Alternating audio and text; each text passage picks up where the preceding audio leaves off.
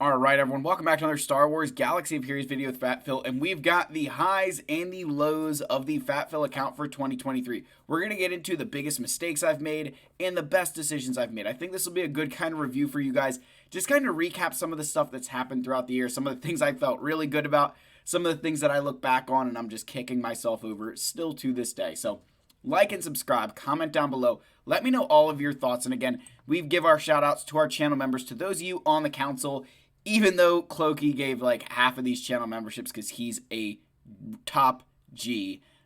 Gosh, I'm going to get canceled for that. Now, I really appreciate all of you guys. I hope I'm continuing to provide the content that you want to see out of Star Wars Galaxy of Heroes. And to those on the Jedi Master and Wampa tiers, thank you so much for all of your continued support. All of you are amazing people except Button. I'm just kidding, guys. Button's a very good friend of mine. No, you guys are all fantastic people. I very much appreciate all of you. Button's actually been a really big help for me in this game, so shout out Button. Let's get into the video. Let's talk about the highs and lows of 2023. So I want to start off with the best decision, and I think we all know what the best decision was. When it came down to, hey, should I get Leia or should I get Rey? I had this big decision, or it was a massive decision of Leia or Rey, and I was like, you know what? I'm going to go for Leia. I'm going for Leia. I think that's going to be a smarter use of my resources with the new raid. With the new raid coming up, I felt I couldn't miss out on Leia. Well, this was a genius move on my part. Number one, because Leia came out and holy crap was she good. But then they released the Lightspeed bundle for Rey, so I was able to grab both of them. Had I gone for Rey, had I taken the easy route, I would have ended up with Rey and then Lightspeed bundles, and I would have had all these Kyrotechs and stuff that I could have used for Leia sitting on characters, and so, it would have saved me money, but it would have definitely hurt my account. So, very pleased with that decision. That was definitely probably the best decision I made. So, they're all going to get progressively worse from here, right? So that was the best decision I made. Had I, this was a completely revolutionary thing that I did for my account. Completely revolutionary in the sense of being able to get both of these things in a very short period of time. Now, it has left me in a bit of a deficit on basically all of my resources, but, that's not a regret because this having all the Galactic Legends is massive for my account. So, started with the best decision. I wanted to start off strong. Now we're going to get into the worst decision, and this for me has to do with the fleets. I rushed the Leviathan. If you guys remember, if you've been watching the channel for a while, I unlocked this ship day one. It was only 4 stars, but I unlocked it day one. I worked so hard to get this fleet. I spent weeks not doing any refreshes just so that I could even try to unlock this fleet. I had assumed that it was during the Fury class Interceptor conquest, so I had everything done by the time that I unlocked the Fury class Interceptor in that conquest. And my assumption was right after conquest, the event was happening, and it was like 3 weeks later. And so I set my account back so long by not doing any of those refreshes, by just saving all these things, spending bonus crystals to do things that I could have just spent a little bit more time naturally doing. And so that definitely set me back. And that was a big mistake on my part, not only because, the ship turned out to be trash, but that the 4-star couldn't even compete with a 7-star Leviathan. So that one definitely hurt me. I'm not going to beat around the bush there. That was a huge mistake on my part, was rushing this fleet to try and get it day one. Now, that doesn't mean I wouldn't try to do this again. But I don't know that I would do it again the way I did it, where I was sacrificing everything in my roster to unlock this day one, only to find out that a 4-star Leviathan can't touch a 7-star Leviathan. And that, guess what? Profundity and Executor are still clearly better than it. So that was remember that I was really disappointed with that. And I felt worse for everybody else who'd invested way more than me in it. So that was definitely, I think, the worst decision, was trying to rush through that. I should have kind of pumped the brakes, taken a step back and said, you know what, let me kind of recognize that maybe getting this a month later is going to be better off. So that was a big one for me. Now, I was able to get it 7-star very quickly by using that same strategy, but I spent a lot of resources on this fleet, both getting it to 7-star and unlocking it. And I can tell you that right now, even still, one moment, Pippin, stop scratching my walls. Yeah, I'm talking to you. Apologies. My cats have no sense of decorum. I spent so many resources rushing it to 7 stars, getting it ready, that I'm still feeling the crunch of those resources today. That I would have continued up with the signal data. I would have continued up with other things that I'm unfortunately running out of. Now, Dobby, you stop. No scratching walls. Cats, man. Whenever I film late at night, it always happens. So, anyway, Leviathan, I'm still feeling the repercussions of all the work I did to even unlock this fleet. I do apologize for all the interruptions. So, those are like the worst 2 things, right? But there's some other stuff I've done this year that I'm definitely like, maybe it wasn't the best decision. So, I mean, timing-wise, when we took Wampa to Relic 8, we took Wampa to Relic 8, I was so happy, it was such a cool moment, and then they released Leviathan, and it needed 2 Relic 9s. Like, the timing of that could not have been worse. Now, I don't regret taking Wampa to Relic 8. Our king has deserved it.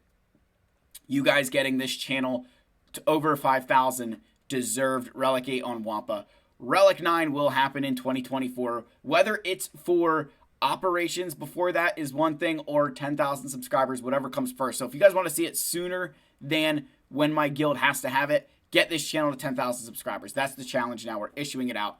Going back up there, I want to be gaining subscribers again. But the timing of that was just funny. That's always worth mentioning, that I had this whole live stream plan. We took him to Relic 8. It was this huge deal. And then like the next day, literally the next day, Leviathan gets released with 2 Relic 9s. And I wanted to cry. Because when you are a free-to-play, you can't afford to be spending resources like this. And then like, oh yeah, I remember like that. I want to make sure it's not a regret. But the timing of that was just perfect, right?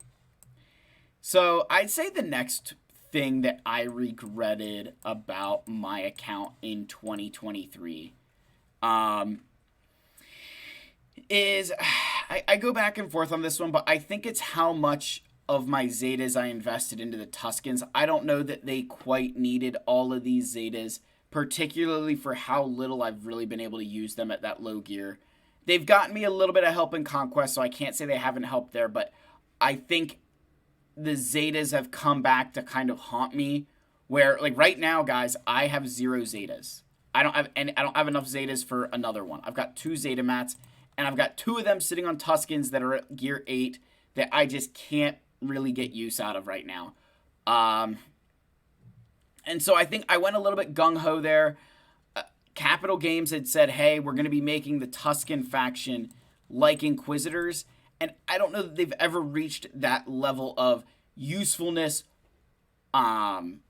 in Conquest, Galactic Challenges. You think Inquisitors were in there like way too much, and they've had their fair share of Conquest stuff. There's always somehow a Tuscan feat somewhere, but it wasn't to the extent that I felt Inquisitors were, where it was every sector was inflict purge, get Inquisitor kills, win with a full squad of Inquisitorius. Like, it just, they were everywhere. They were in Galactic Challenges every other week. I never felt that Tuscans really got there, and I would have preferred to hold on to those Zetas if I could, to put on other characters like my Calcastus right now. That would be a great one, you know? I wouldn't mind, I wouldn't mind some extra relic levels on my Phoenix, or extra Zetas on my Phoenix, too. Now, really good decisions that I made this year. I feel I did a very good job of managing my farms to start getting Calcastus now.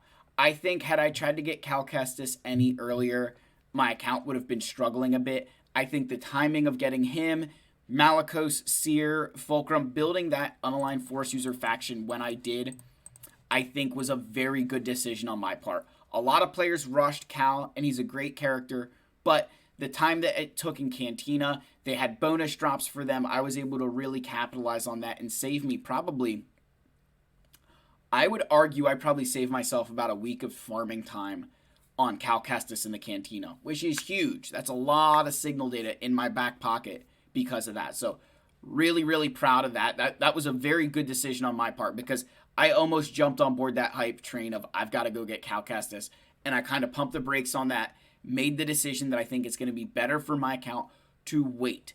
And I hope you guys pay attention to things like that, where sometimes having that new flashy thing, as cool as it can be, isn't always the smartest thing for your account, because you're sacrificing other things along the way. And it's not a sacrifice that's always for the greater good. Sometimes it is.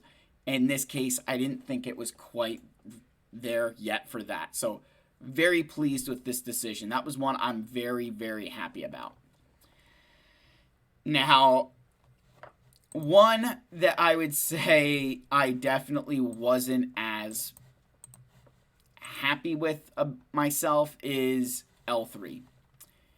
I started really trying to get L3. I really wanted to get her to relic levels. I spent time farming her node. And, I mean, it's just kind of, yeah.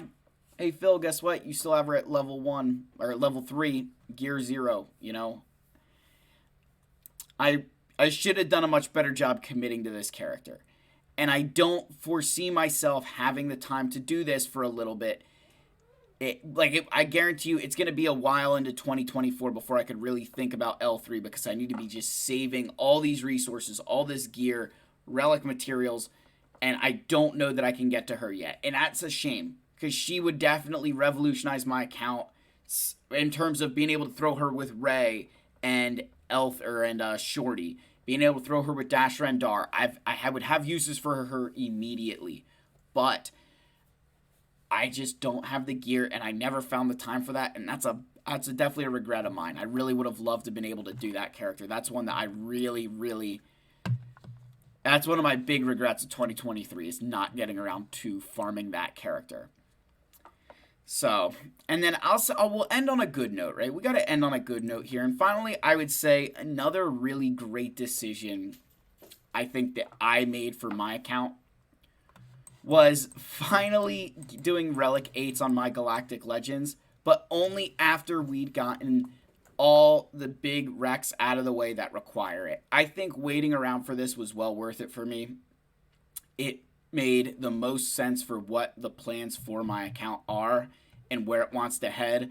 I think that had I done these Relic 8s earlier, I would actually be in a worse position with my resources than I am now. So I definitely think it was a good decision for me to wait. Again, I don't know if waiting till 10 million is going to be realistic for a lot of players in the game, but I can tell you that one of the big things that has led to my success is that I wasn't over-investing my relics and gear into characters like Galactic Legends. I was kind of letting the work do themselves, and then when I do take them to Relic 8, that's when all the hard work I did for their mods pays off. One of the things that you guys will see when you compare my Galactic Legends to the average GL, a lot of times you'll see that I'm somewhat close to that 50% mark in terms of the average player in Kyber 1, but I'm well below the average relics. So when I do pump up their relic levels, you know, the numbers that before I was missing, you know, we pump those numbers up because they're rookie numbers. I get significantly better, and I look significantly more like a player who belongs in that end game, tip of the spear kind of, not just guild, but competition as well. So that's the end of the video, guys. Let me know your thoughts down below. I want to hear what you guys thought was like your biggest mistake that you made in 2023, and what was the best decision you made. I love all of you. May the force be with you. And this is not the last video, but I need to say, I haven't said it yet in a video. So Merry Christmas to all, and to all a good night. Cheers, guys. I'll see you in the next one.